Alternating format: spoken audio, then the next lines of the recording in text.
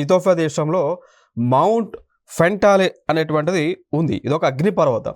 So ఇది విస్ఫోటనం చెందింది. Course మనకి డౌట్ రావచ్చు. సో మనకి ఎక్కడ ప్రతిసారి కూడా ప్రతి సంవత్సరం కూడా అగ్నిపర్వతాల యొక్క విస్ఫోటనం జరుగుతూ ఉంది.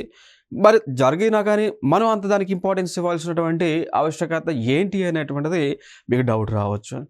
ఈ యొక్క మౌంట్ ఫెంటాలే అనేటువంటి ఒక వాల్కనో యొక్క విస్ఫోటనం ఎందుకు ఒక కొత్త డిఫరెంట్ అంటే దీని నుంచి మీథేన్ గ్యాస్ అనేటువంటిది రిలీజ్ అవుతూ ఉంది.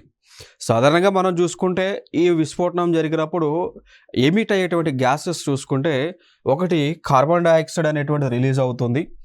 కార్బన్ డయాక్సైడ్, సల్ఫర్ డయాక్సైడ్ అనేటువంటివి, దాంతోపాటు కొన్ని సందర్భాల్లో ఈ నైట్రోజన్ ఆక్సైడ్ కూడా రిలీజ్ అవుతూ ఉంటుంది. బట్ మీథేన్ అనేటువంటిది రిలీజ్ అవ్వదు. బట్ ఇక్కడ దీని యొక్క విశిష్టత ఏంటి? మౌంట్ ఫెంటాలే యొక్క విశిష్టత ఏంటి?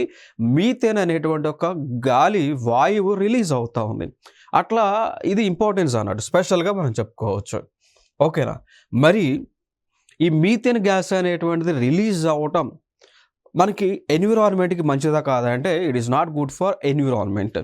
ఓకేనా? సో ఇది పర్యావరణం పైన ప్రతికూల ప్రభావాన్ని చూపిస్తూ ఉంటుంది అండి. సో క్లైమేట్ చేంజ్ ఇంప్లికేషన్స్ చాలా ఉండబోతూ ఉన్నాయి దీని ద్వారా.